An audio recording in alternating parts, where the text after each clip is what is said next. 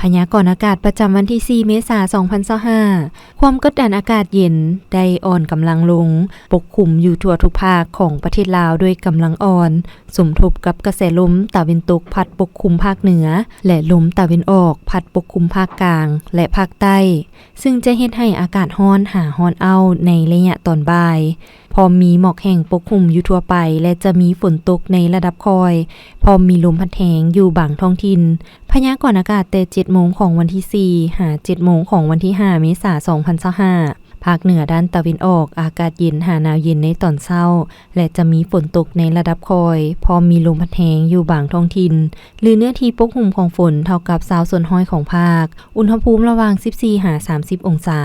ภาคเหนือด้านตะวันตกอากาศเย็นในตอนกลางคืนหาตอนเช้าส่วนตอนบ่ายอากาศจะร้อนหาร้อนเอาและจะมีฝนตกในระดับคอยพอมีลมพัดแรงอยู่บางท้องถิ่นหรือเนื้อที่ปกคลุมของฝนเท่ากับ15%ส่วนห้อยของภาคอุณหภูมิระหว่าง 16-38 องศานครหลวงวิงจันทน์อากาศร้อนพอมีหมอกแห้งปกคลุมอยู่ทั่วไปในตอนกลางวันและจะมีลมพัดแรงอยู่บางบริเวณอุณหภูมิระหว่าง 24-36 องศาภาคกลางอากาศร้อนพอมีหมอกแห้งอยู่ทั่วไปในตอนกลางวันและจะมีลมพัดแรงอยู่บางท้องถิ่นอุณหภูมิระหว่าง20-37 องศาแขวงไชยสมบูรณ์อากาศเย็นพอมีลมพัดแรงเป็นบางโอกาสอุณหภูมิระหว่าง